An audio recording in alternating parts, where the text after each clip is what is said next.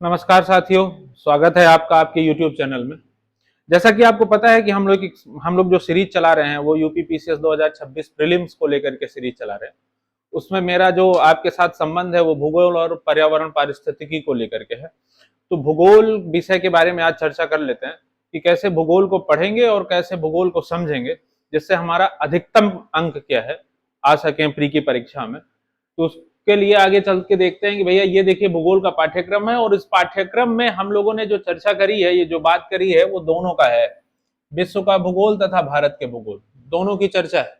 तो हम विश्व के भूगोल पर भी बात करेंगे और भारत के भूगोल पर भी बात करेंगे कि कैसे विश्व के भूगोल में क्या क्या पढ़ना है, क्या क्या नहीं पढ़ना है, और दूसरा भारत के भूगोल में क्या क्या पढ़ना है, क्या क्या नहीं पढ़ना है। तो उस क्रम में हम लोग देखते हुए आगे चलते हैं और देखते हैं कि देखिए सबसे पहले जो हम लोगों को पढ़ने का तरीका है वो बेसिकली ऐसे है। आपको स्लाइड में दो पोर्शन दिख रहे होंगे। एक पोर्शन में आपको लिखा होगा वर्ल्ड ज्योग्राफी और एक पोर्शन में आपको लिखा दिख रहा होगा भारत का भूगोल। तो बेसिकली इन दोनों व्यवस्थाओं को कैसे देखेंगे, तो आप देखिए कि जो विश्व का भूगोल है हम उसमें पृथ्वी की संरचना, सौर मंडल, जलवायु विज्ञान मतलब क्लाइमेटोलॉजी, ओशियोनोग्राफी, जियोमॉर्फोलॉजी, इनसे संबंधित बातें पढ़ते हैं और इन संबंधित बातों को हम लोग मैप के माध्यम से क्या करते हैं, अप्लाई भी करते हैं। उधर ही भारत के भूगोल के बारे में जब हम बात करते हैं तो हम देखते हैं कि भारत के भूगोल की स्थिति क्या है, विस्तार क्या है, उसका भौतिक विभाजन क्या है, भूगर्भिक इतिहास क्या है, मॉनसून कैसे भारत में आता है और मॉनसून कैसे भारत की उच्चावचों के माध्यम से वितरित होता है और किस प्रकार मानसून भारत की कृषि को प्रभावित करता है। और ये भी देखेंगे कि भारत में जो मॉनसून है वो कृषि के साथ साथ आर्थिक क्रियाओं में भी किस प्रकार सहभागी होता है। हालांकि आर्थिक क्रियाएं हमारे भारतीय अर्थव्यवस्था का पार्ट है, लेकिन भारतीय अर्थव्यवस्था के पार्ट के बाद भी कुछ क्षेत्र जो भूगोल से संबंधित है उनके बारे में हम चर्चा करेंगे। तो आप ये देखिए कि बेसिक जो चैप्टर ऑफ वर्ल्ड ज्योग्राफी है वो चार है। उस चार चैप्टरों में एक है सौर मंडल, दूसरा है भूआकृति विज्ञान, तीसरा है जलवायु विज्ञान और चौथा है समुद्र विज्ञान। हमारा पढ़ने का भी क्रम यही हो सकता है, या कुछ देखेंगे कि भाई किसी और तरीके से हमको अधिकतम मार्क्स पाने की संभावना बनती है तो हम उस तरीके से भी कर लेंगे। उसमें कोई बहुत रिजिड वाला मामला नहीं है कि यही एक तरीका है ज्योग्राफी पढ़ने का या हम इसी तरीके से ज्योग्राफी पढ़ेंगे। दूसरा ये है भारत का भूगोल, तो जिसमें पहले स्थिति और भौतिक विभाजन देखेंगे, अपवाह तंत्र के बारे में समझेंगे, मॉनसून के बारे में समझेंगे, उसके बाद भारत की खनिज के बारे में समझेंगे। यहाँ पे एक बात समझना बहुत इंपॉर्टेंट हो जाता है कि ये जो भारत के खनिज, ऊर्जा संसाधन और जनसांख्यिकी है, इसका तो मामला यही है कि भैया जो लास्ट जनगणना हुई थी 2011 में उसके आंकड़ों से संबंधित बातें। हर साल हर परीक्षा में पीसीएस में दो क्वेश्चन बन जाते हैं, पिछले साल या इसके पिछले साल शायद नहीं भी बने थे, लेकिन मोर और लेस दो क्वेश्चन बनने की संभावना होती है। भैया जन्म दर बता दीजिए, मृत्यु दर बता दीजिए, भैया कहाँ सबसे ज्यादा जनसंख्या है, कहाँ कम है, कहाँ बहुत ज्यादा लोग पढ़े लिखे हैं, मतलब से साक्षरता कहाँ ज्यादा है, कहाँ इलिटरेसी असाक्षरता ज्यादा है, ऐसा करके सवाल बनता है। और ये खनिज, ये एकदम डेटा है, ये जो खनिज वाला चैप्टर है ये डेटा है। तो ये डेटा जितने जो भी नया डेटा आएगा वो हम आपको वर्गीकरण करके एक पीडीएफ भी दे देंगे और यहाँ समझा भी देंगे, तो आप तक पहुंच जाएगा। डेटा बहुत इंपॉर्टेंट है, हर साल डेटे से सवाल पूछा जाता है। अब डेटा का सवाल पूछने का तरीका ये है कि वो पूछ लेगा कि भैया भारत में बॉक्साइट सबसे ज्यादा कहाँ पाया जाता है, या 2025 या 23-24 के खनिज आंकड़ों के अनुसार सबसे ज्यादा लौह अयस्क कहाँ मिला, या उत्पादन की दृष्टि से कौन सा राज्य प्रथम है, कौन सा राज्य अंत में, ऐसा करके सवाल पूछने की संभावना रहती है। तो हमने यहाँ पे ये देख लिया कि हमने विश्व के भूगोल में हमको पढ़ने का क्रम क्या है और भारत के भूगोल में पढ़ने का क्रम क्या है। विश्व के भूगोल में पढ़ने का क्रम सौर मंडल, भूआकृति विज्ञान, जलवायु विज्ञान, उसके बाद समुद्र विज्ञान। भारत के भूगोल में पढ़ने का क्रम उसकी स्थिति तथा भौतिक विभाजन, उसका भूगर्भिक इतिहास, उसका मॉनसून और मॉनसून से प्रभावित होने वाले अन्य क्षेत्र, मॉनसून से प्रभावित होने वाले अन्य क्षेत्र में कृषि सर्वाधिक। क्लियर है? और कृषि बिना मृदा के हो नहीं सकती, तो वहीं पे मृदा देख ली जाएगी। आगे चलते हैं और देखते हैं कि आगे क्या पढ़ा जा सकता है। तो मामला आगे देखिए कि सौर मंडल में जो हम पढ़ेंगे, सौर मंडल में पढ़ने के हमारे 4 बेसिक क्षेत्र होंगे। अब मैं छोटे छोटे टॉपिक जो हैं, सब टॉपिक्स हैं, उनकी बात नहीं कर रहा हूं। वो आपको पीडीएफ में दिखे, मतलब स्लाइड में दिख रहे हैं, स्लाइड में दिख रहे हैं, आप उससे अंदाजा लगा सकते हैं या आप देख के पढ़ भी सकते हैं। मैं एकदम मेन टॉपिक की बात कर रहा हूं, सब टॉपिक की नहीं। तो आप देखेंगे जब हम पढ़ने जाएंगे सौर मंडल, तो सौर मंडल में सूर्य पढ़ लेंगे, मतलब सोलर सिस्टम पढ़ लेंगे, ग्रह उपग्रह के बारे में थोड़ा सा पढ़ लेंगे, खगोलीय पिंडों का अध्ययन कर लेंगे, अन्य भी जो मेटियोर्स होते हैं, है ना, उल्का पिंड क्या होते हैं, क्षुद्र ग्रह क्या होते हैं, ग्रह क्या हैं, उपग्रह क्या हैं, कौन किसके चक्कर लगाता है, कौन बड़ा है, कौन छोटा है, कौन नीला है, कौन पीला है, कौन लाल है, इस तरीके के जो सवाल वन लाइनर सवाल के रूप में बनते हैं, वो हम सौर मंडल में देख लेते हैं। उसके बाद पृथ्वी की उत्पत्ति और गतियां पढ़ेंगे, अक्षांश देशांतर पढ़ेंगे, और उसके बाद आप देखेंगे कि यहाँ पे लिखा है पृथ्वी के प्रमुख परिमंडल। परिमंडल का मतलब है कि पृथ्वी बेसिकली 3 चीजों से मिलकर बनती है। एक, पृथ्वी में स्थल मंडल पाया जाता है, ठीक है, एक दूसरे को हम वायुमंडल कहते हैं, और तीसरे को हम जलमंडल कहते हैं, है ना। पृथ्वी मतलब ऐसे ऐसे देख सकते हैं भाई, एक बायोम है, उस बायोम में स्थल मंडल है, वायुमंडल है और जलमंडल, इन तीनों को मिला करके एक यूनिट बन जाती है बायो। इन तीनों के बारे में अलग अलग जानकारी प्राप्त करने ही भूगोल है बेसिकली। जब हम वायुमंडल पढ़ लेंगे तो वायु और वायु से संबंधित जो भी परिघटनाएं हैं, जैसे मौसम, मौसम वायुमंडल में घटित होने वाली एक परिघटना है, ये आपको समझ में आना चाहिए। अब वायुमंडल में अलग अलग परतें होती हैं, मौसम किस परत में होता है या किस परत में घटित होता है, ये आगे जब हम लोग विस्तार से चर्चा करेंगे वहां पता चलेगा। आज तो चूंकि सिलेबस है, सिलेबस से संबंधित छोटी मोटी बातें हैं, वो मैं आपको समझा रहा हूं। मौसम जो है वायुमंडल की किस परत में घटित होता है, ये भी पता होना चाहिए। ये तो पता है कि भैया मौसम बदल गया, आप लोग सब बातें करते ही हो कि अब मौसम बदल रहा है, बीमारियां आ रही। अरे तो मौसम बदल रहा है तो कहां बदल रहा है? वायुमंडल है तो वायुमंडल कितना बड़ा है, वायुमंडल का विभाजन क्या है, वायुमंडल लंबवत विस्तारित देखते हैं कि हम क्षैतिज विस्तार में देखते हैं, ऐसे भी। तो इस बारे में जैसे जैसे आगे विषय में बढ़ते जाएंगे वैसे वैसे आपको मिलता जाएगा, ठीक है। तो परेशान नहीं होना है, थोड़ा सा पेशेंस बनाना है। ये सिलेबस डिस्कशन की क्लास है, इसमें क्या क्या मैं पढ़ाऊंगा सिर्फ वो बताने की कोशिश कर रहा हूं। उसमें आप देखेंगे कि जब हम सौर मंडल के लेकर के चर्चा करेंगे, तो सौर मंडल वाले टॉपिक में हम ये 4 बेसिकली स्तंभ पे चर्चा करेंगे। पहला सौर मंडल, जिसमें ग्रह और उपग्रहों की और सूर्य की बात करेंगे। फिर पृथ्वी की उत्पत्ति देखेंगे, पृथ्वी भी एक प्रकार का ग्रह है, इसलिए सौर मंडल के साथ पृथ्वी की उत्पत्ति का टॉपिक कंप्लीट हो जाता है। उसके बाद पृथ्वी में किसी भी स्थान के स्थिति तथा विस्तार बताने के लिए कुछ रेखाओं का प्रयोग किया जाता है। भाई इतनी बड़ी पृथ्वी है, अब यदि पूछ लिया जाए कि ये बताओ कि भाई वॉशिंगटन डीसी कहाँ पे, तब आप ये तो नहीं कह सकते हो कि इधर से जाओ, इधर मुड़ जाना, और इधर मुड़ जाने के बाद उधर पानी मिलेगा, पानी से ऐसे सीधे चले जाना, वहीं पे वॉशिंगटन डीसी। ऐसा तो नहीं हो सकता ना। तो कुछ व्यवस्था की गई है पृथ्वी में, जो एक पैमाना है, उस पैमाने के माध्यम से की गई है। पृथ्वी को ग्लोब के रूप में देखा गया, उसको पैमाने के आधार पर विभाजित किया गया, उस पैमाने को रेखाओं के आधार पर निर्धारित किया गया, और उन रेखाओं को अक्षांश देशांतर कहते हैं, और वही अक्षांश देशांतर हमको यहाँ पे पढ़ना है।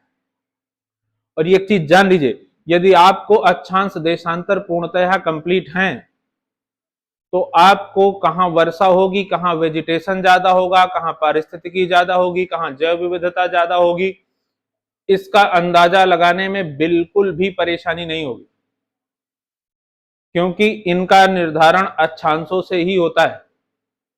कौन सी दाब पेटी है, उष्णकटिबंधीय दाब पेटी है, उपोष्णकटिबंधीय है, ध्रुवीय है, उपध्रुवीय है, इस प्रकार के सारे विभाजन कहां से होंगे? अक्षांशों से होंगे। तो अक्षांश पढ़ना ज्योग्राफी के अध्ययन का सबसे महत्वपूर्ण पार्ट, और इसको विस्तारित रूप से पढ़ना पड़ेगा। ऐसा नहीं है कि भैया इसको अक्षांश कह दिए, इसको देशांतर कह दिए, हाँ अक्षांश देशांतर समाप्त हो गया। थोड़ा विस्तार करके, थोड़ा सा क्रिस्प माध्यम से, क्योंकि प्री की तैयारी है तो बहुत ज्यादा हम उस तरीके से मेंस की तरफ नहीं बढ़ सकते। थोड़ा हमको उस सीमा तक जाना होगा जिस सीमा तक प्री में सवाल पूछे जाते हैं। क्लियर है? अब आगे देखिए कि ये सौरमंडल के बाद जो हमारा अगला टॉपिक आता है भूआकृति विज्ञान। भूआकृति विज्ञान में आप देखें कि पृथ्वी तो बना ली हमने, जब सौरमंडल पढ़ रहे थे तो पृथ्वी की उत्पत्ति कर ली। अब पृथ्वी की उत्पत्ति, पृथ्वी आपको वैसी तो दिखती नहीं, कहीं पर्वत दिख रहे हैं, कहीं पठार दिख रहे हैं, कहीं मैदान दिख रहे हैं, तो कहीं भूकंप ही आया जा रहा है, तो कहीं आप पढ़ रहे हैं कि ज्वालामुखी आ गया। तो क्या भूकंप क्या है, पर्वत कैसे बनते हैं, पठार कैसे बनते हैं, पर्वत कितने प्रकार के होते हैं, पठार कितने प्रकार के होते हैं, पर्वतों का, पठारों का क्या महत्व है, क्या उससे क्या फायदे होते हैं, ये सब अध्ययन हम लोग भूआकृति विज्ञान में करेंगे। क्लियर है? तो आप ये देखेंगे कि सबसे पहले पृथ्वी बना ली थी, पृथ्वी की संरचना पढ़ेंगे, आंतरिक संरचना। भाई हमको पता है कि ऊपर तो हमको धरातल दिख रहा है जहां पे हम लोग निवास कर रहे हैं, जहां पे हम लोग निवास कर रहे हैं वहां पे तो हमको दिख रहा है कि यार सपाट है मामला, लेकिन नीचे जाने में कैसा है? पृथ्वी के धरातल से यदि हम पृथ्वी के केंद्र की ओर जाएं तो हमको कैसा दिखाई देता है, या पृथ्वी में क्या क्या पाया जाता है, उसके बारे में चर्चा करने के लिए हमारा जो टॉपिक है जिसको हम कहते हैं पृथ्वी की आंतरिक परत। तो यदि पृथ्वी की आंतरिक परतें देखते हैं तो हमको ये पता है कि ऊपर से धरातल से नीचे की तरफ जाने पे 3 प्रकार की परतें पाई जाती, 1, 2 और 3। और इन्हीं 1, 2, 3 परतों को हम लोग इस रूप में क्रस्ट मेंटल कोर के रूप में देखते, सबसे ऊपरी परत को क्रस्ट, उसके बाद मेंटल और उसके बाद कोर, और उसमें पाए जाने वाले तत्वों के आधार पे फिर इन्हीं को अलग नाम सियाल, सीमा, नीफे के रूप में भी कहते हैं।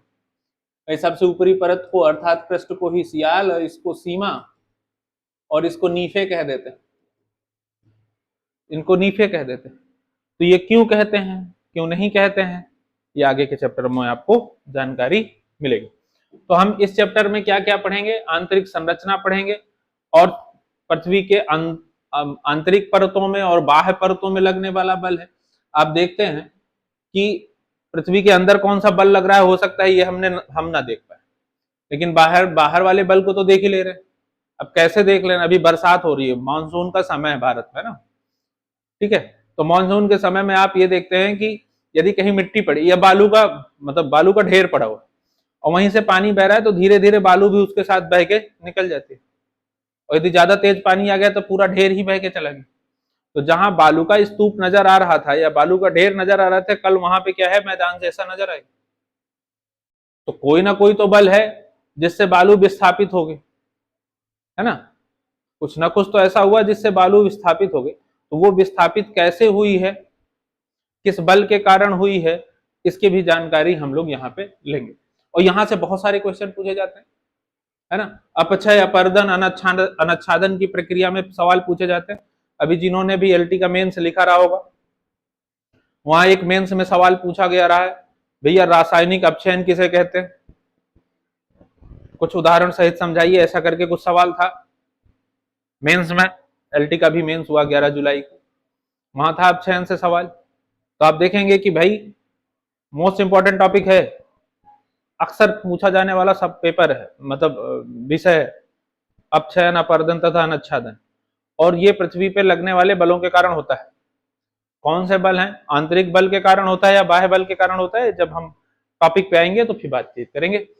अब उसके बाद देखेंगे भैया भूकंप और ज्वालामुखी, पृथ्वी पे लगने वाले बलों, बाह्य बलों के कारण तो अपक्षय, पर्दन तथा अनच्छादन की प्रक्रिया हमने देखी।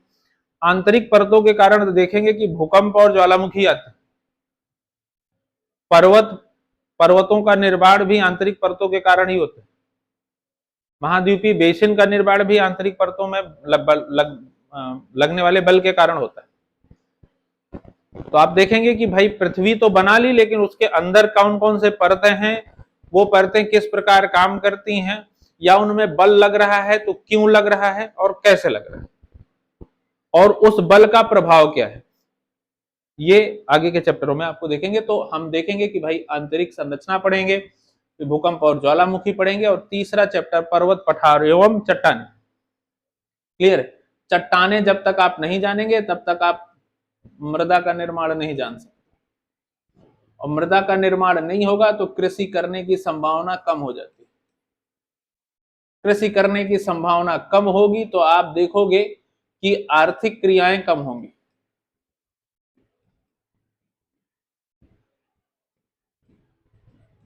कोई भी देश केवल सेवा क्षेत्र में विकास करने से विकसित नहीं हो सकता। यदि कोई देश उत्पादन नहीं करता, समझ रहे हैं आप, कोई देश उत्पादन नहीं करता तो उसकी अर्थव्यवस्था जल्दी विकसित नहीं हो सकती। विकसित अर्थव्यवस्था वाले देश उत्पादन जरूर करते, केवल सेवा क्षेत्र में काम करके विकसित हो पाना थोड़ा सा कठिन काम, किसी भी देश की अर्थव्यवस्था के लिए थोड़ा सा कठिन काम। क्लियर है? तो आप ये देखेंगे कि जब तक चट्टाने नहीं है पता तो आपको मृदा का निर्माण नहीं पता चलेगा। चट्टानों के प्रकार भी होते हैं, अलग अलग प्रकार की चट्टाने होती हैं भाई, आग्नेय चट्टाने, अवसादी चट्टाने, कायांतरित चट्टाने। तो क्या हम ये देखेंगे कि क्या ये तीनों अलग अलग उत्पन्न होती हैं, या कोई एक मदर रॉक है, उस मदर रॉक से अलग अलग तीनों बन जाती हैं? भाई ज्वालामुखी की प्रक्रिया के द्वारा जो लावा बाहर, मैग्मा जो लावा बन के बाहर निकलता है उसी से चट्टाने बनती है, ये तो एक साधारण रूप से हमको जानकारी है। लेकिन जो वो लावा निकला है, वो लावा तीन अलग अलग प्रकार से चट्टाने बनाता है कि पहले एक प्रकार की चट्टान बनती है, उससे अलग अलग प्रकार की चट्टाने बनती है? तो लावा निकलेगा तो वो एक ही प्रकार, वो अम्लीय या क्षारीय दो हो सकते हैं, है ना? तो अम्लीय क्षारीयता अलग विषय है, लेकिन चट्टानों में तीन प्रकार होते हैं, एक अवसादी और एक कायांतरित। तो क्या कायांतरित और अवसादी चट्टानें ज्वालामुखी की प्रक्रिया द्वारा निकलती हैं या बाहर आकर के बनती हैं? यदि वो बाहर आके बनती हैं तो उनके बनने की प्रक्रिया क्या है, अवसादी चट्टानों के बनने की प्रक्रिया क्या है, और कायांतरित चट्टानों के बनने की प्रक्रिया क्या है? क्लियर हो रही है बात? तो हम ये व्यवस्था पढ़ेंगे। जब हम भू आकृति विज्ञान पढ़ रहे होंगे तो आंतरिक संरचना, उसमें लगने वाले बल, भूकंप और ज्वालामुखी, पर्वत तथा पठार और चट्टानें। क्लाइमेटोलॉजी में देखें, क्लाइमेटोलॉजी सबसे सरल विषय है, वो एकदम कॉन्सेप्ट पे चलने वाला विषय है। क्लाइमेटोलॉजी ज्योग्राफी का सबसे इंपॉर्टेंट पार्ट है, और इंपॉर्टेंट पार्ट होने के बाद कॉन्सेप्ट पे चलने वाला पार्ट। एक बार कॉन्सेप्ट आपने समझ लिया, उस कॉन्सेप्ट से बाहर कुछ भी नहीं। अच्छा, अब वो कॉन्सेप्ट किसका है? एक तो तापमान के बारे में आपने समझ लिया, और दूसरा दाब के बारे में समझ लिया। ये मेरा अपना अनुभव है। यदि आप तापमान के बारे में, कि तापमान बहुत भूगोल में किस प्रकार प्रभाव डालता है और दाब किस प्रकार प्रभाव डालता है, ये दो बातें समझ ली, जलवायु विज्ञान समाप्त, बिल्कुल समाप्त। मतलब जो सिविल सर्विसेज में पूछी जाने वाली ज्योग्राफी है, या जैसे वो पूछा जाता है, वो सारे कॉन्सेप्ट दोनों इन दो टॉपिक से कंप्लीट हो जाते हैं। भाई कैसे? यदि उदाहरण के रूप में देखना हो तो एक सेकंड के लिए यदि मैं आपको समझाऊं, ये थोड़ी खाली जगह है यहाँ, आप देखें, पृथ्वी पे टेम्परेचर देने वाला एकमात्र स्रोत सूर्य। सूर्य से जो विकिरण प्राप्त होता है ना, सूर्य से जो विकिरण प्राप्त होता है उससे पृथ्वी में आता है क्या? टेम्परेचर, तापमान। तापमान से क्या होता है? वाष्पीकरण। वाष्पीकरण ऊपर जाता है तो ठंडा होकर के संघनन। संघनन के बाद आप ये देखेंगे कि भाई वो संघनन के बाद संतृप्तता आती है। संतृप्तता समझेंगे, जिसको हम आर्द्रता के रूप में देखते हैं, और उसके बाद बूंदें बनती हैं आर्द्रताग्राही नाभिक के रूप में और नीचे आ जाती। यही तो है जलवायु, बूंदों के रूप में नीचे आ गए। अब देखो, यदि सूर्य नहीं है तो विकिरण नहीं आएगा, विकिरण नहीं आएगा तो तापमान, सॉरी विकिरण नहीं आएगा तो वाष्पीकरण नहीं होगा, वाष्पीकरण नहीं होगा तो संघनन नहीं होगा, संघनन नहीं होगा तो वर्षा नहीं होगी, है ना। जहां टेम्परेचर ज्यादा वहां रेनफॉल ज्यादा, जहां रेनफॉल ज्यादा वहां वेजिटेशन ज्यादा, जहां वेजिटेशन ज्यादा वहां इकोलॉजी ज्यादा, जहां इकोलॉजी बहुत वहां बायोडाइवर्सिटी ज्यादा, है ना। जहां टेम्परेचर ज्यादा, रेनफॉल ज्यादा, वेजिटेशन ज्यादा, आर्थिक क्रियाएं, इकोनॉमिक क्रियाएं क्या हो जाती हैं, बढ़ जाती हैं, है ना।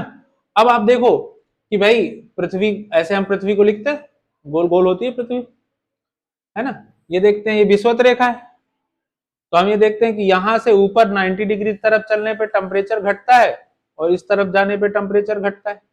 यदि जीरो से नॉर्थ की तरफ जाते हैं तब भी टेम्परेचर घटता है और जीरो से साउथ की तरफ जाते हैं तब भी टेम्परेचर घटता है।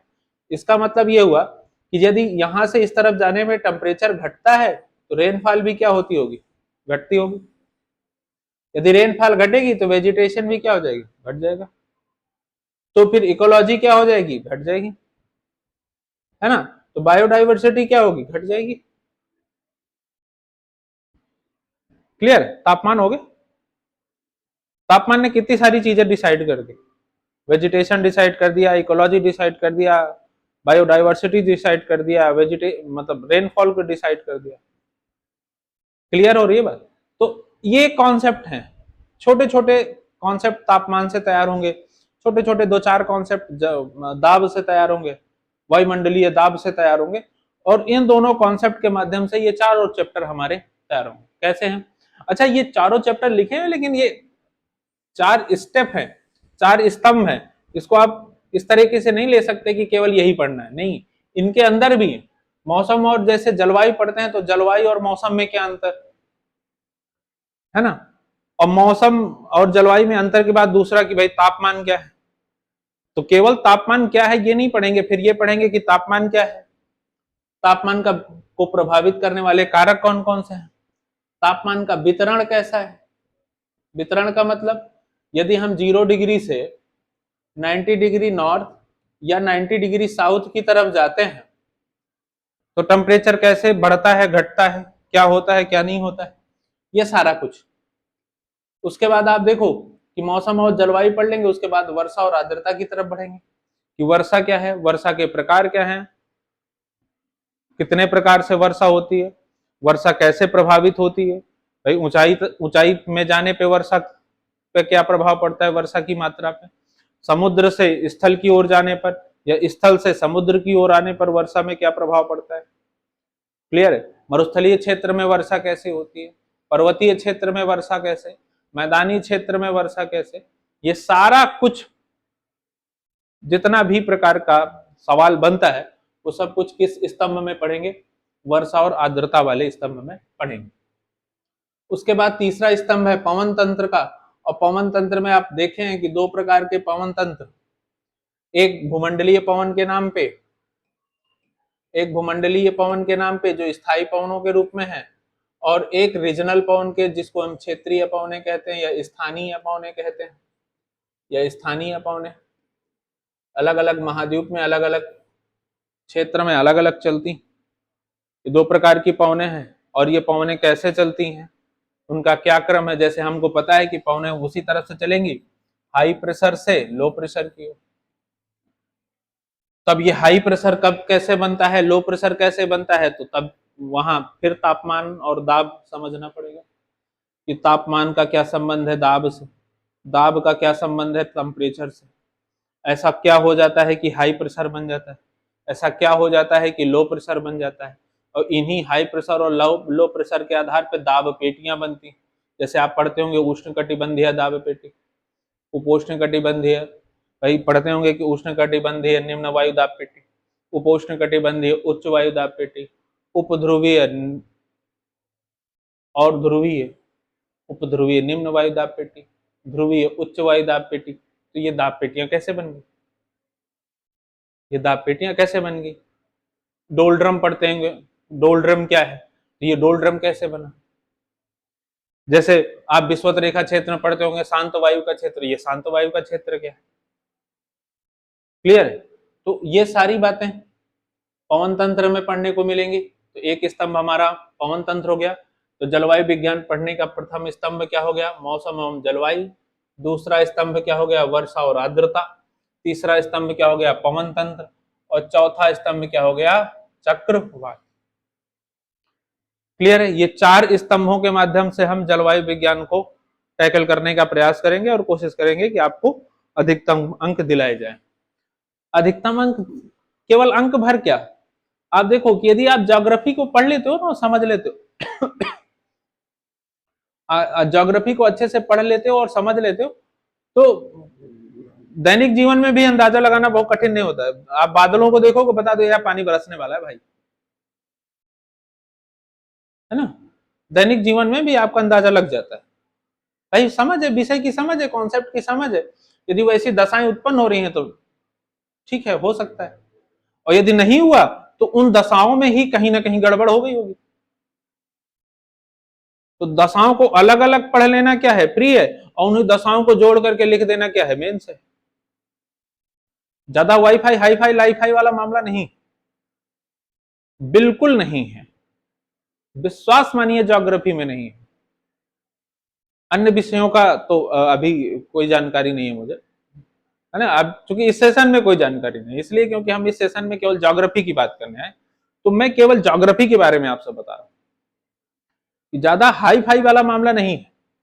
कुछ मापदंड हैं, उन मापदंडों के आधार पर कॉन्सेप्ट बन रहा है, और यदि उस उन कॉन्सेप्ट के आधार पर प्रभाव उत्पन्न नहीं हो रहा है, इसका मतलब कहीं ना कहीं वो जो मापदंड थे उनमें कोई ना कोई गड़बड़ होगा। अब मान लीजिए टेम्परेचर भी है, वाष्पीकरण भी हो रहा है, वर्षा नहीं हो रही, तुम कहो यार टेम्परेचर तो बहुत है, वाष्पीकरण भी हो रहा है, बड़ा उमस लग रही है, लेकिन वर्षा नहीं हो रही, तो फिर क्यों नहीं हो रही? तो कोई ना कोई एक क्षेत्र है कोई ना कोई एक बात है जिसने रोक दी है वर्षा, और वो क्या बात है वो जब चैप्टर पढ़ेंगे तब क्लियर होगा। ठीक है, तो ये ध्यान देने वाली बात है। अगला टॉपिक जो हम विश्व भूगोल में पढ़ने वाले हैं वो क्या है? ओशियनोग्राफी। भाई समुद्र को आप ऊपर से देख रहे हैं, नीचे तो देख नहीं रहे, तो हम सबसे पहले पढ़ेंगे कि समुद्र में कौन कौन से उच्चावच पाए जाते हैं। मतलब समुद्र के अंदर भी तमाम प्रकार के ना पर्वत पठार मैदान पाए जाते हैं। उन पर्वत पठार और मैदान किस प्रकार के होते हैं वो किस में पढ़ेंगे? हम समुद्री उच्चावच में पढ़ेंगे। दूसरा स्तंभ हमारा क्या होगा? सागरीय तापमान। भाई जिस प्रकार तापमान पृथ्वी को प्रभावित कर रहा है उस प्रकार समुद्र को भी तो प्रभावित कर रहा होगा। जो स्थल मंडल को जिस प्रकार प्रभावित कर रहा है उसी प्रकार जलमंडल को भी प्रभावित कर रहा होगा। तो क्या सेम प्रभाव है या प्रभाव में अलग अलग है, ये किस स्तंभ में देखा जाएगा? सागरीय तापमान के स्तंभ में देखा जाएगा। तीसरी बात, समुद्रीय लवणता। समुद्र का पानी नमकीन क्यों है, किसके कारण है, कहां कहां कम नमकीन है, कहां कहां ज्यादा नमकीन है, कब ज्यादा नमकीन हो जाता है, कम नमकीन हो जाता है, ये देखेंगे। तो जब टॉपिक पढ़ेंगे उसके बारे में समझेंगे तो पढ़ेंगे। समुद्र विज्ञान के चार स्तंभ, चार स्तंभों में क्या? पहला उच्चावच, दूसरा तापमान तथा उसका वितरण, तीसरा समुद्री लवणता, और चौथा क्या है? समुद्री धाराएं। एक सवाल ज्योग्राफी में बनता ही बनता है, निम्न में से कौन सी धारा ठंडी है, निम्न में से कौन सी धारा गर्म है, निम्न में से कौन सी धारा किस महासागर में बहती है, निम्न में से किस धारा की वजह से महाद्वीप का कोई क्षेत्र प्रभावित होता है, धाराएं किस प्रकार समुद्री व्यापार को प्रभावित करती हैं, धाराएं किस प्रकार मौसम को प्रभावित करती हैं, ये सब कुछ इस स्तंभ में देखने को मिलेगा जिसका नाम क्या है? समुद्री धाराएं। देखो विषय का जो ऑफिशियल सिलेबस का विभाजन है वो अलग प्रकार से, अध्ययन के आधार पे हम अलग प्रकार से पढ़ते हैं क्योंकि जिस प्रकार मैं पढ़ता हूं या मैं पढ़ाता हूं वो मेरा तरीका ये है, इस प्रकार स्तंभ बना करके और अलग अलग टॉपिक्स को के सब टॉपिक्स निकाल लेना और उन सब टॉपिक्स पे पढ़ाई कर लेनी। यदि मेन टॉपिक पे सवाल पूछे तो सारे सब टॉपिक्स को मिला के मेन टॉपिक लिख दो। यदि इंडिविजुअल अलग अलग टॉपिक्स पे पूछे मेंस में सवाल, तो अलग अलग टॉपिक्स के बारे में आपको 50-50, 100-100 वर्ड, 200-200 वर्ड के बारे में आपको जानकारी होनी चाहिए, जिससे आप 200 वर्ड्स का आंसर लिख सको और प्री में गोला काला कर सको। क्लियर? तो ये 4 स्तंभ हम समुद्र विज्ञान में देखेंगे। उसके बाद आगे चलेंगे तो फिर मैपिंग, सबसे ज्यादा इंपॉर्टेंट और सबसे ज्यादा सवाल पूछा जाने वाला क्षेत्र ये मैपिंग का। और हम लोग क्लास की शुरुआत भी यहीं से करेंगे। तो कल की जो पहली क्लास, मतलब जो पहली क्लास विषय को लेकर के मिलेगी, जो प्रॉपर क्लास के रूप में होगी, वो यहीं से मिलेगी। हम सबसे पहले किसके बारे में पढ़ाई करेंगे? नॉर्थ अमेरिका के बारे में पढ़ाई करेंगे। अब आप कहोगे सर आप सिलेबस तो इस प्रकार है, आप मैपिंग से क्यों पढ़ाई चालू करा रहे हो? देखो, सबसे ज्यादा सवाल पूछे जाने वाला क्षेत्र मैपिंग है। दूसरा, जलवायु विज्ञान में आपको एप्लीकेशन आना जरूरी है। जैसे मान लीजिए मैंने ये कह दिया कि भाई तापमान विषुवत रेखा में होगा, है ना, तो आपको पता होना चाहिए कि विषुवत रेखा निम्न में से कौन कौन से महाद्वीपों के कौन कौन से देश से गुजर के गई। तो आप अंदाजा लगा सकते हो कि भैया इस क्षेत्र में वर्षा विषुवत रेखीय क्षेत्र है, तो यहां वर्षा होने की संभावना बनती है। ठीक है, इससे अंदाजा लग जाएगा कि भाई यदि वर्षा होने की संभावना बढ़ती है तो फिर वेजिटेशन और इकोलॉजी का क्या प्रभाव है इस क्षेत्र। तो जो जलवायु विज्ञान का एप्लीकेशन है वो मैपिंग में। और यदि आप पहले से मैपिंग जानते रहोगे तो जब मैं जलवायु विज्ञान पढ़ा रहा हूँ तो मैंने आपको बताऊंगा कि देखो यार, हमने वो ना कांगो बेसिन देखा था अफ्रीका में, देखो वहां पे क्या सदाबहार वहार वन पाए जा रहे हैं क्या? कोई चारागाह है क्या? उष्णकटिबंधीय वो घास के मैदान तो नहीं पाए जा रहे। यदि पाए जा रहे हैं इसका मतलब हमारा कॉन्सेप्ट क्या है, क्लियर हो रहा है ना? समझ आ रही है थोड़ी सी बात? बिल्कुल। तो हमको सबसे पहले मैपिंग से, जो पहली क्लास आपको मिलेगी नॉर्थ अमेरिका की मिलेगी, इसके लिए क्या करना है, आपको अपने पास 3 चीजें रखनी है। यहीं पे क्लियर कर दूं मैं आपको कि आपको 3 चीजें रखनी है। पहला क्या है? एटलस रखना है। एटलस रखना है, और स्कूल एटलस मत लीजिएगा, स्टूडेंट एटलस लीजिएगा। जिनके पास है उनको कोई दिक्कत ही नहीं है, या जो मैपिंग पढ़ चुके हैं उनको कोई दिक्कत नहीं है, तो वो पढ़ेंगे तो उनका रिवीजन हो जाएगा। हो सकता है उन्होंने किसी और तरीके से पढ़ा हो, मेरा कोई तरीका कुछ और हो, ऐसा भी हो सकता है। तो कम से कम कुछ नई चीजें मिल जाएंगी, नहीं मिलेंगी तो पुरानी क्या हो जाएंगी, रिवाइज्ड हो जाएंगी। एक एटलस लेके, स्टूडेंट एटलस, कोशिश करिएगा, ऑक्सफोर्ड कंपनी का आता है मार्केट में, बढ़िया होता है, इंग्लिश में रहे, कोशिश करिएगा इंग्लिश में ले। और यदि इंग्लिश में नहीं है तो हिंदी में भी ले सकते हैं, कोई बुराई नहीं, लेकिन इंग्लिश वाला थोड़ा ठीक रहता है, क्योंकि बोलते हैं हम हिंदी में है ना, और हिंदी में जब एटलस पढ़ते हैं तो कुछ नाम ऐसे भी हैं कि आप ढूंढ नहीं पाओगे। इससे बेहतर है कि अंग्रेजी में ले लेंगे तो तेजी से आप देख लोगे। और जब हम इस स्तर में आकर के थोड़ी सी अंग्रेजी की तो आशा हम कर ही सकते, सॉरी। तो पहला हमने क्या कर दिया, एटलस हो गया, स्टूडेंट एटलस। और दूसरा outline map. Outline map market में मिल जाता है, आउटलाइन मैप 100-150 पेज का एक मैप है, जिसमें 7 कॉन्टिनेंट और भारत के तमाम सारे मैप रहते हैं, दोनों फिजिकल भी होता है और उसमें पॉलिटिकल भी बना होता है। तो कम से कम जब मैं क्लास पढ़ाऊंगा तो आप मैप में देखोगे, और मैप में देखने के बाद अपने नोट्स में जो मैं बताऊंगा वो नोट करोगे। कम से कम घर में जाकर के आप क्या करोगे, उसी आउटलाइन मैप में भरोगे, 1 बार 2 बार 3 बार भरोगे तो रट जाएगा। हालांकि रटना मना है, ये रटना नहीं है, प्रैक्टिस है। आप प्रैक्टिस करोगे तो आपके दिमाग में छप जाएगा। तो यदि मैंने अफ्रीका नाम लिया तो कम से कम अफ्रीका का पूरा मैप आपके दिमाग में एक बार में आ जाएगा। तो यदि मैं ये कहता हूं कि भैया अफ्रीका के उत्तर पूर्व में देख लो, दक्षिण पूर्व में देख लो, या अफ्रीका के पूरब में देख लो, या पश्चिम में देख लो, उत्तर पश्चिम में देख लो, यहाँ पे है, तो एक मोटी मोटा समझ बन जाती है मैपिंग की। और मैप इसलिए बहुत आवश्यक होता है। क्लियर है? तो आपके पास एक स्टूडेंट एटलस रहेगा जब कल से आप मतलब क्लास करेंगे, परसों से जो भी क्लास डिसाइडेड होंगी, तो उसमें आप ये देखेंगे कि भैया सबसे पहले जो मेरी क्लास स्टार्ट होगी वो मैपिंग से, और मैपिंग में भी किससे, नॉर्थ अमेरिका से, नॉर्थ अमेरिका से स्टार्ट होगी। थोड़ा तेजी से सम अप करेंगे मैपिंग को, लेकिन छूटेगा कुछ भी नहीं, थोड़ा स्पीड से पढ़ेंगे मैप, लेकिन छूटेगा कुछ भी नहीं, क्योंकि हमारा 6 दिसंबर को पेपर है, ये हमको पता है। तो चूंकि ये हमको पहले से डिसाइडेड है कि 6 दिसंबर को है, तो आप और हम सब मिलके स्पीड बना के थोड़ा पढ़ें, जिससे हमारा कोर्स क्या है, अधिकतम से अधिकतम समाप्त हो सके। और जितना अधिक कोर्स समाप्त हो जाएगा उतने प्रकार के सवाल आपकी समझ में आ जाएंगे और उतने ज्यादा सवाल सही होने की संभावना बढ़ जाएगी। क्लियर है? तो ये दो बातें, ये दो चीजें जरूर है। अब आप हम देखें कैसे कैसे पढ़ेंगे, तो सबसे पहले नॉर्थ अमेरिका पढ़ लेंगे, फिर साउथ अमेरिका, फिर अफ्रीका पढ़ लेंगे, फिर यूरोप, फिर ओशिनिया जिसको हम लोग साधारण भाषा में ऑस्ट्रेलिया भी कह लेते हैं, और फिर एशिया। और जैसे एशिया पढ़ लेंगे तो आपको पता है कि भारत भी एशिया में ही है, तो भारत भी आ जाएगा वहीं पे। अब देखो भारत का भूगोल। अब भारत के भूगोल को पढ़ने के लिए बेसिकली 4 स्तंभों का प्रयोग किया है मैंने। ठीक है, ठीक। भारत के भूगोल को पढ़ने के लिए 2 भाग और 4 स्तंभों का प्रयोग किया। भाग फर्स्ट में आप भारत का भूगोल जब भाग फर्स्ट पढ़ेंगे तो सबसे पहले पढ़ लेंगे भारत का भौतिक विस्तार और उसकी स्थिति।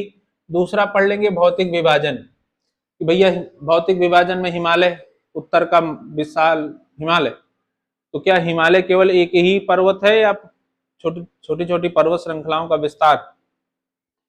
हिमालय में भी कितने, हिमालय का वर्गीकरण कितने भागों में किया गया? अपर हिमालय क्या है, लेसर हिमालय क्या है, मिडिल हिमालय क्या है, पूर्वांचल हिमालय क्या है, अराकानियोमा क्या है? ये सारी बातें हमको किसमें पढ़ने को मिलेंगी? भौतिक विभाजन। तीसरा जो स्तंभ है हमारा भाग फर्स्ट को पढ़ने का, वो कौन सा है? भूगर्भिक भूगोल। भारत में, भारत की उत्पत्ति के समय में जब भारत भारत हो रहा था, या भारत जब पृथ्वी में बन रहा था, तो किस प्रकार की चट्टानों का विकास हुआ और भारत का निर्माण। अर्थात भारत में जो अभी जिस भूपरपटी पे आप है उसके नीचे की तरफ जाएंगे तो कौन से क्रम की चट्टानें आपको प्राप्त होंगी, और उन चट्टानों की क्या गुण धर्म है, उनकी क्या विशेषताएं, किस प्रकार की चट्टानों में कौन से खनिज पाए जाते हैं, किन चट्टानों में कौन से खनिज ज्यादा पाए जाते हैं, किन चट्टानों में कौन से खनिज कम पाए जाते हैं। इन तीनों की चर्चा इस स्तंभ में होगी, जिसको हम कहते हैं भूगर्भिक भूगोल। और ये तो सबसे फेवरेट टॉपिक है कुछ लोगों का, अपवाह तंत्र। अपवाह तंत्र पढ़ने के लिए 2 तरीके का तंत्र है भारत में भाई, बे ऑफ बंगाल में गिरने वाली नदियां और अरब सागर में गिरने वाली नदियां, है ना। ये इस तरह पढ़ते हैं, या ऐसे भी पढ़ते हैं हिमालयी नदियां और प्रायद्वीपीय भारत की नदी, है ना। ऐसे विभाजन करके पढ़ते हैं कि हिमालयी नदियां कैसी हैं, प्रायद्वीपीय भारत में कैसी नदियां बहती हैं, उन दोनों की मतलब हिमालयी नदियों की क्या विशेषताएं हैं और प्रायद्वीपीय भारत की नदियों की क्या विशेषताएं हैं, कौन सी नदी कहाँ गिरती है, बे ऑफ बंगाल में गिरती है कि अरब सागर में गिरती है, कौन सी नदी में कौन सा बांध बना हुआ है, वो बांध बिजली उत्पादन करता है कि नहीं करता, या केवल सिंचाई के लिए है, या पेयजल के लिए कोई बैराज तो नहीं बनाया गया। इस तरीके से हम लोग देखेंगे। क्लियर? तो ये 4 स्तंभ भाग 1 में, भारत के भूगोल के भाग 1 में ये 4 स्तंभ है, जिसमें भौगोलिक स्थिति तथा विस्तार, भौतिक विभाजन, भूगर्भिक भूगोल तथा अपवाह तथा बहुउद्देशीय परियोजना। उसके बाद ये देख लेंगे भाग 2 जो है उसमें भी 4 स्तंभ है, जिसमें भारत की जलवायु पढ़ेंगे, और जलवायु का मतलब वर्षा से है कि भारत में कैसे वर्षा होती है, कब कब वर्षा होती है, कहां कहां से वर्षा होती है। क्लियर है? कहां ज्यादा होती है, कहां कम होती है, किन तटों में पहले वर्षा होती है, किन तटों में बाद में वर्षा होती है, किन राज्यों में पहले वर्षा होती है और किन राज्यों में बाद में वर्षा होती है, कहां कितनी औसतन वर्षा होती है। अच्छा, थोड़ी देर पहले मैंने बताया था कि वर्षा होगी तो कृषि समझना बहुत आवश्यक है, वर्षा हो जाएगी तो कृषि समझ लेंगे। और इसके बाद ये टॉपिक खनिज एवं ऊर्जा, ये जो खनिज एवं ऊर्जा वाले टॉपिक हैं, ये खनिज और ऊर्जा वाले टॉपिकों को हम ये डेटा वाले टॉपिक हैं, ठीक है, ये डेटा वाले टॉपिक हैं। इनका एक एक टॉपिक्स में जो न्यू डेटा आया है वो सारे न्यू डेटा को हम क्या कर देंगे, समझा देंगे और पीडीएफ भी दे देंगे, तो आपके काम आ जाएंगे। उसके बाद आप देखो नगरीकरण, बेसिकली जनसंख्या और नगरीकरण, नगरीकरण तो फिर भी ठीक है, जनसंख्या से खूब सवाल पूछे जाते हैं, दबा के 2 सवाल पर डे पूछे जाते हैं, मतलब पर डे का मतलब हर बार की प्री में औसतन लगभग पूछे जाते हैं। और अभी हमारे पास 2011 की ही है, तो हमारा 2011 से ही पूछा जाएगा। अब इसी में हम एनएचएफ उसके नेशनल हेल्थ है ना, नेशनल हेल्थ के भी जो डेटा आते हैं वो भी यहां पढ़ लेंगे, खनिजों के डेटा पढ़ लेंगे, कृषि से संबंधित डेटा पढ़ लेंगे, ठीक है, ऊर्जा संसाधनों से संबंधित, पेट्रोलियम से संबंधित सारे डेटा को यही पढ़ेंगे। क्लियर है? तो भारत के भूगोल को पढ़ने के लिए 2 भागों में 8 खंड हैं। रणनीति वही कि भाई लिसन करना है, सबसे पहले लिसन करना है, फिर रीडिंग करनी है, फिर राइटिंग करनी है, LWR के फॉर्म LRW के फॉर्म में पढ़ना है। और किसी टॉपिक को पढ़ने का वही तरीका 5W+1H, ठीक, क्या व्हाट, 5W का मतलब क्या है, what, why, who, when, where, है ना, ये 5 तो W, और हाउ, ये हाउ, ये 5 W जान लिए, 1 H जान लिए, टॉपिक कंप्लीट। क्लियर है? तो पढ़ने का तरीका वही सेम, पहले लिसन करना है, क्लास को ध्यान से पढ़ना है दोस्तों, फिर उसके बाद घर में जाके रीडिंग करनी है, और रीडिंग किसकी, एनसीईआरटीज की करनी है। कोई हाई फाई लाई फाई किताब खरीदने की जरूरत नहीं है, एनसीईआरटी पढ़ो। 2 फायदे, कॉन्सेप्ट मजबूत, लिखने का तरीका सुधर जाएगा। जिन भी बच्चों को ये परेशानी होती है कि हम आंसर राइटिंग नहीं कर पाते सर, हमको पता ही नहीं चलता कहां से शुरुआत करें, तो यदि उनको पता लगाना है कि कहां से शुरुआत करें तो एनसीईआरटी पढ़ें और 6 से 12 तक की पढ़ें, और ये देखें कि किस चैप्टर में कक्षा 6 में चीजें छूटी थी, और यदि वही चैप्टर 7 में पढ़ाया जा रहा है तो उस चैप्टर की शुरुआत कैसे की गई।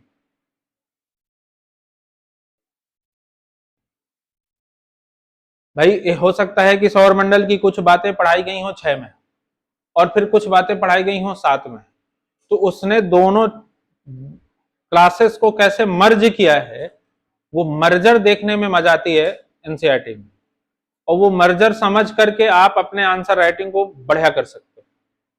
भाषा तो मजबूत एनसीईआरटी की होती है, उसमें कोई दोहराए नहीं। अब आप कहो कि सर पुरानी एनसीईआरटी, नई एनसीईआरटी, भाई नई एनसीईआरटी पढ़ लो, ठीक है, कुछ भी नया होता है वो अच्छा ही होता है, पुराना लीजेंड होता है लेकिन जो नया भी है वो कमजोर नहीं होता, तो नई एनसीईआरटी पढ़ो, ठीक है। अब दोबारा कभी ना पूछना कि एनसीईआरटी नई वाली की पुरानी वाली, नई वाली पढ़ लो, जो मार्केट में आपको मिल जाए वो पढ़ लो, है ना। नई वाली इसलिए क्योंकि उसमें डेटा बदल जाते हैं, इसलिए नई वाली, परीक्षाओं में डेटा का महत्व है इसलिए नई वाली। क्लियर है? ठीक।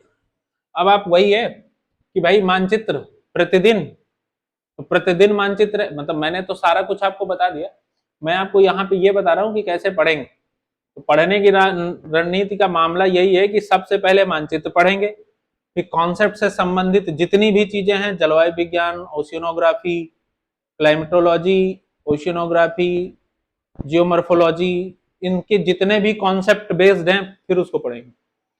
और यदि कभी आप डेली न्यूज पढ़ते ही होगे, करंट अफेयर्स पढ़ोगे, ठीक है, मैं भी आपके साथ करंट अफेयर्स में कुछ चीजों पे जुड़ूंगा, तो यदि कोई विषय है जो करंट अफेयर से संबंधित है, उस समय न्यूज में है और वो भूगोल का है, तो मैं यहीं पे उसको इंटीग्रेट करा दूंगा आपको, साल 2 साल 3 साल का, चक्रवात आते ही रहते हैं तो यहीं पे इंटीग्रेट कर लेंगे। क्लियर है? यदि आप चक्रवात पढ़ लिए और आपके सामने कभी न्यूज आई कि चक्रवात आया है, बंगाल की खाड़ी में फलाने चक्रवात आया है ना, तो कम से कम आपको जैसे चक्रवात सुनेंगे तो आपको ये तो क्लियर हो जाएगा कि भाई उष्णकटिबंधीय है कि समशीतोष्ण है ना। और चक्रवात आने की क्या क्या दशाएं हैं, क्या हो जाएगा तो चक्रवात समाप्त हो जाएगा। और ऐसा क्या मतलब वायुमंडल में ऐसा क्या उपस्थित होगा जिससे चक्रवात उबे नहीं करेगा, कितनी भी दशाएं हो जाएं। एक होती है जेट स्ट्रीम नाम की चीज, है ना, एक होती है जेट स्ट्रीम, है ना। यदि वो क्षोभ मंडल में है तो सब कुछ कंप्लीट कर लो, सर पटक के जान दे दो, चक्रवात आने की संभावनाएं बहुत कम हो जाती हैं। जेट स्ट्रीम है खतरनाक चीज, और जेट स्ट्रीम भारत में वर्षा भी करती है ना खतरनाक कॉन्सेप्ट। तो कॉन्सेप्ट पढ़ना पड़ेगा। तो सबसे पहले मानचित्रण पढ़ेंगे, उसके बाद कॉन्सेप्ट समझेंगे, और यदि कोई करंट अफेयर से संबंधित न्यूज़ेस होंगी उनको उनके साथ इंटीग्रेट करते हुए चलेंगे, जिससे हमारी, है ना, होल स्टडी होती चलेगी, है ना, जिसको हम पढ़ाई का सर्वांगीण विकास कहते हैं वो होता चला जाएगा, है ना। कॉग्निटिव, जिसको हम कॉग्निटिव साइंस के रूप में समझते हैं, संज्ञानात्मक विकास करेंगे। क्लियर है? तो आशा है कि आपको सिलेबस समझ आया होगा और अच्छा लगा होगा, और ये भी आशा है कि आपको ये समझ आया होगा कि जो मैपिंग की क्लास चलनी है उसके लिए क्या क्या चीजें लगेंगी। तो आप कोशिश करके पहली क्लास के लिए मतलब पहली क्लास से ही एटलस और आउटलाइन मैप लेके बैठेंगे, साथ में A4 साइज का या तो कॉपी ले लीजिए या तो पेपर खरीद लीजिए, अपने पैड में, राइटिंग पैड में दबा के क्लास करिए। क्लियर है? तो मैपिंग को कैसे पढ़ेंगे, उसका क्रम क्या होगा, जैसे पहली मैपिंग की क्लास आएगी वहां पे समझाते हुए नॉर्थ अमेरिका से चालू कर देंगे। क्लियर है बात? तो ये था आज आपका सिलेबस का डिस्कशन, ऑफिशियल सिलेबस का डिस्कशन नहीं था। ये हम कैसे पढ़ेंगे, किन स्तंभों के माध्यम से तैयार करेंगे, उसका डिस्कशन था। कोशिश ये है कि भाई आपको मेन टॉपिक के साथ साथ सब टॉपिक्स तैयार हों। यदि मेंस में या प्री में सब टॉपिक से सवाल पूछे तब भी आप बना ले जाएं, यदि मेन टॉपिक से सवाल पूछे तब भी बना ले जाएं। इसलिए इस तरीके से कुछ सिलेबस को स्तंभों और आधारों में मैंने वर्गीकृत किया है। क्लियर है? तो आगे आने वाली क्लास के लिए आपको बेस्ट ऑफ लक पहले से, मतलब पहली मैपिंग की क्लास के लिए मैं आपको अपनी तरफ से बेस्ट ऑफ लक कह देता हूं। आप एटलस आउटलाइन मैप लेकर के बैठिएगा, आगे वाली क्लास में मिलेंगे। तब तक के लिए धन्यवाद। यदि सेशन अच्छा लगा हो समर्थन कीजिए, यूट्यूब में समर्थन करने का वही तरीका, लाइक और सब्सक्राइब। धन्यवाद।